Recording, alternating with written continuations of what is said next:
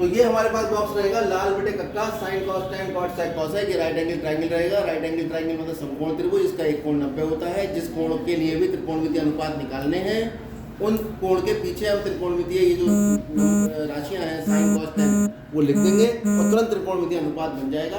अगर हम कोण के पीछे साइन लिखेंगे तो साइन थीटा बनेगा त्रिकोणमितीय अनुपात लंब और कर्ण का, लंब बटे कर्ण। ये इस डिब्बे से पता लगता है। ये इस तरह से बना हुआ है लाल बटे और इसमें जो क्रमांक होता है ये ऊपर लिखा होता है साइन, नंबर 2 पर लिखते हैं कॉस, फिर टेन कॉट सेक कॉस। ठीक है, अब ऐसे ही हमने सारे अनुपात निकाल लिए। ठीक है, सबके बारे।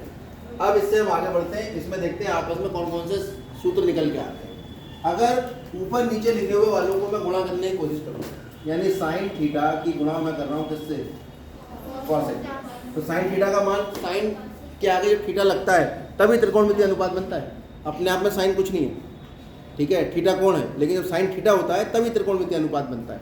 त्रिभुज की दो भुजाओं का, वो दो भुजाएं विशेष होती है। तो साइन थीटा के लिए तो कौन सी भुजाएं का अनुपात बनता है, लंब बटे। कॉसेक के लिए कर्ण बटे लंब। ये कर्ण से कर्ण कट के लंब से लंब कट के एक आ गया। तो साइन थीटा गुणा कॉसेक थीटा ज्ञान। अब अगर यहाँ से साइन थीटा का मान निकालो तो 1 बटे कॉसेक थीटा आएगा, या कॉसेक थीटा का मान निकालें तो 1 बटे साइन थीटा आएगा। इसी प्रकार बिल्कुल यही प्रक्रिया अगर हम अपनाएंगे तो हमारे पास कॉस थीटा का मान कितना आएगा, 1 बटे सेक थीटा। भाई ऊपर साइन के नीचे कॉसेक लिखा है और मैंने जब सूत्र का प्रयोग करके इसका निकालने की कोशिश की तो मैंने देखा साइन थीटा 1 बटे कॉसेक थीटा था, यानी साइन थीटा कॉसेक थीटा का उल्टा था और कॉसेक थीटा, यानी ये ऊपर नीचे जो लिखे हैं वो एक दूसरे के उल्टे। तो कॉस थीटा किसका उल्टा होगा, ऐसे ही सेक थीटा निकालेंगे तो कितना आएगा, कॉस थीटा बिल्कुल ठीक। टेन थीटा निकालेंगे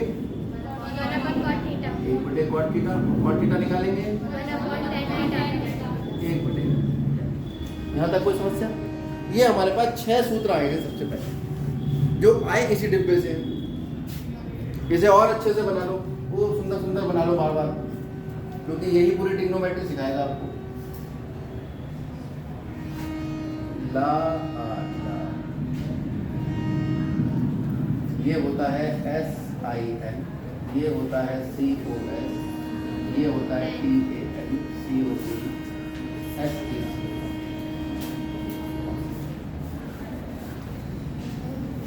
ठीक है, इसके आगे थीटा लिखना बहुत जरूरी है।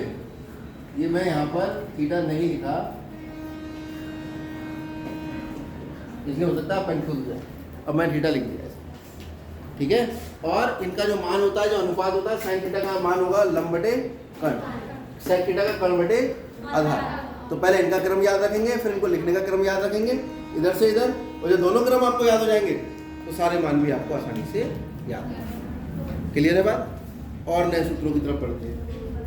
भाई ये 6 सूत्र तो हो गए हमारे पास, 2 ये वाले सूत्र में डिब्बे में बंद क्या करूंगा इसमें, और 4 ये। इन सूत्रों को बिना एक भी सवाल हल नहीं होगा, ये याद रखना, याद रखना। अब नए सूत्र निकालते हैं। ऐसा करो, साइन थीटा को कॉस थीटा से भाग करके देखो। साइन थीटा का मान कितना है, इधर आ जाओ ना, चेयर रखो। साइन थीटा का मान कितना है, लंब बटे कर्ण, वो भाग करेगा कॉस थीटा। कॉस थीटा का मान कितना है, आधार बटे कर्ण। और ये लंब कर्ण आधार कहाँ से आ रहे हैं, ये आ रहे हैं समकोण त्रिभुज से। कर्ण कहाँ से आता है, 90 के सामने। लंब कहाँ से आता है, जिस कोण पे हम काम कर रहे हैं अगर वो समकोण त्रिभुज में मौजूद है उसके सामने वाली भुजा को हम लंब कहते हैं, और तीसरी भुजा उसकी आधार हो जाती है। तो याद रखना, ये लंब कर्ण आधार जो आ रहे हैं ये सब असमकोण त्रिभुज में से रहे हैं, भले ही चाहे हम समकोण त्रिभुज बनाए चाहे, आपके दिमाग में बना रहना चाहिए। ठीक है, अच्छा भाग के निशान को गुणा में बदल दो, कर्ण से कर्ण कट गया, कितना आ गया, लंब बटे कितना आ गया, साइन थीटा बटे।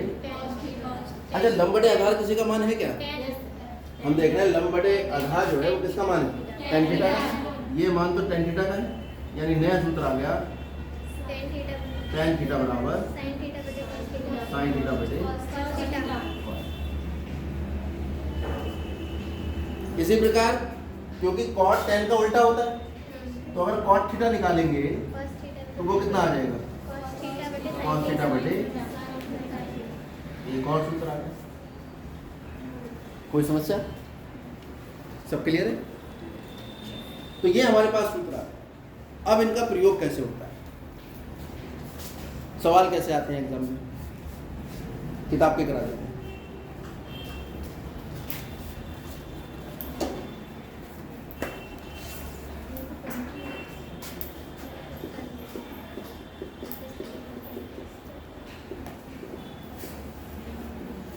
पहले सवाल में कह रहा है कि त्रिभुज ABC में जिसका कोण B समकोण है, तो उसने ये बता दिया कि भाई एक त्रिभुज बनाओ, उस त्रिभुज का नाम है ABC, और उस ABC में जो कोण B है वो समकोण है, यानी B समकोण हो गया, A कुछ भी हो, C कुछ। फिर कह रहा है AB 24 है, BC 7 है, समझिए। तो साइन A cos A इसका मान निकाल रहे हैं।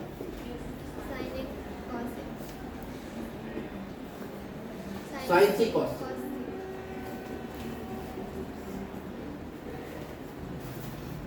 चलिए आगे बढ़ते हैं।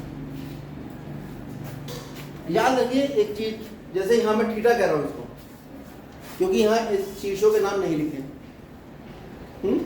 लेकिन अगर मैं साइन A कह रहा हूं तो इसका मतलब जो त्रिकोणमितीय अनुपात आएगा वो किस कोण के संबंध में आएगा? A के संबंध में। तो A की जब हम बात करेंगे तो A के लिए A के सामने वाली भुजा लंब होगी, और C की जब बात करेंगे तो C के लिए इस त्रिभुज में C के सामने वाली भुजा लंब होगी।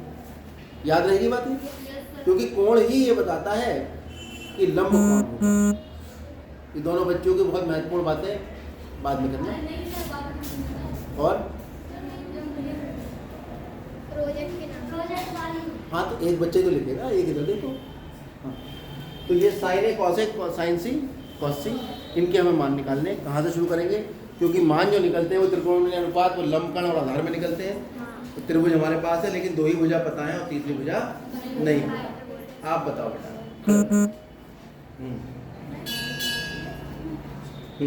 जल्दी खड़े हो जाओ, घंटा बज गया। पाइथागोरस फिर मैं बताता हूँ।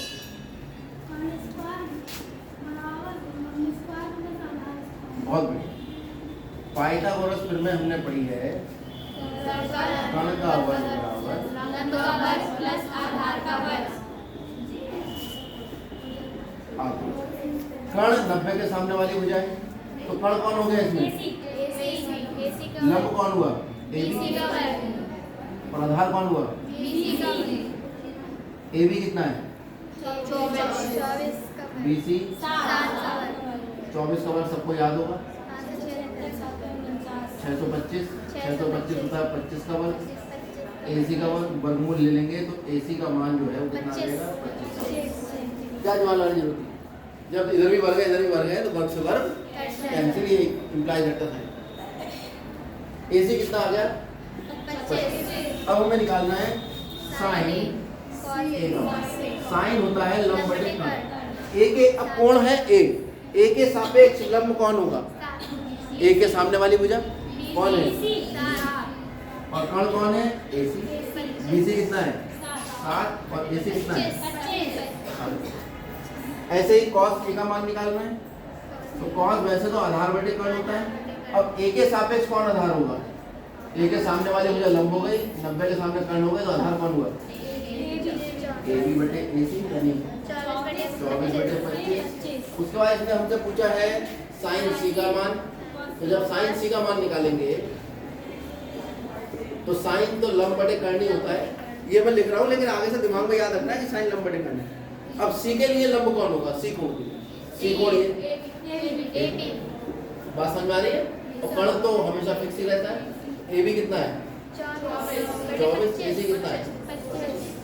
2 साइन C का मान निकल गया। cos C का पूछ रहा है तो आधार बटे कर्ण। C के लिए आधार कौन होगा? BC। सभी की समझ में आ रही है बात ये? तो BC कितना है? 7। AC कितना है? 25। आसान है? सारे सवाल ऐसे, ठीक है, कर सकते हैं, जितने मैक्सिमम उतने कर लीजिए।